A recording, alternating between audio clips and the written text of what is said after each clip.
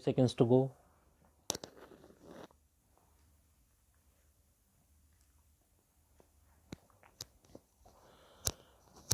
Start.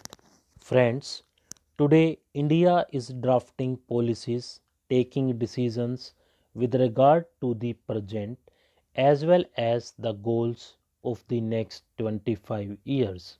For this period, India has set the targets of high growth and saturation of welfare and wellness.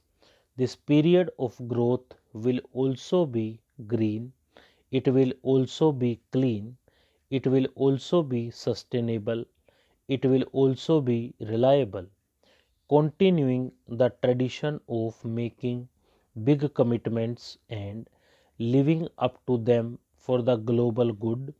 We have also set a target of net zero by 2070.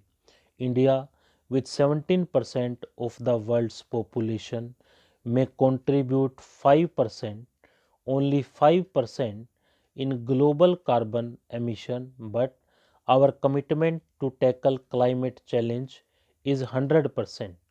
Initiatives like International Solar Alliance and Coalition for Disaster Resilient Infrastructure for Climate Adaptation are proof of this.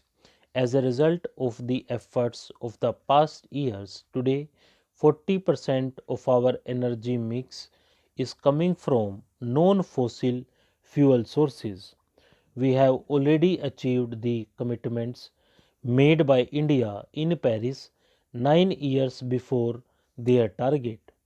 Friends, in the midst of these efforts, we also have to recognize that our lifestyle is also a big challenge for the climate. Throwaway culture and consumerism have made the climate challenge more serious. It is very important to rapidly shift today's take, make, use, dispose economy towards circular economy. The same spirit is at the core of the idea of mission life that I discussed at COP26. Life means lifestyle for environment, a vision of such a resilient and sustainable lifestyle which will be useful in not only dealing with climate crisis but also with futuristic unpredictable challenges. Therefore, it is important to transform mission life into a global mass movement. A public participation campaign like Life Can Be Made into a Big Base for P3 Pro Planet People. Friends, today at the beginning of 2022, when we are brainstorming over these issues in Davos, India also considers its responsibility to make everybody aware of few more challenges. Today, with the change in the global order, the challenges we have been facing as a global family are also increasing.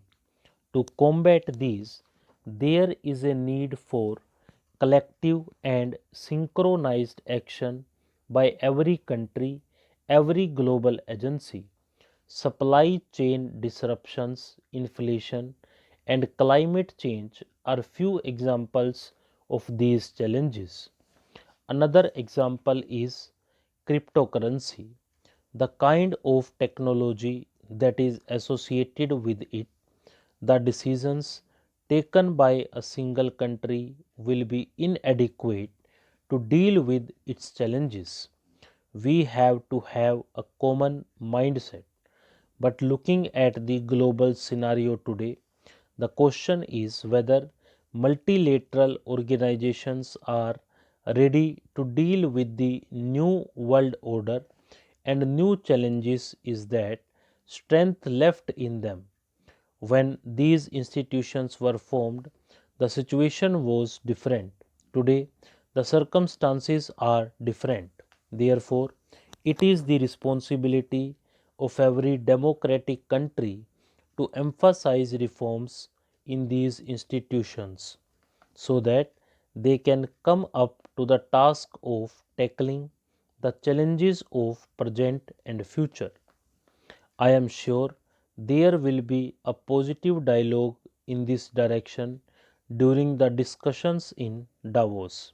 Friends, in the midst of new challenges, the world today needs new avenues, new resolutions. Today, every country in the world needs cooperation with each other more than ever before. This is the way to a better future. I am sure this discussion in Davos will expand this spirit. Once again, I got a chance to meet you all virtually. Many thanks to you all. Stop.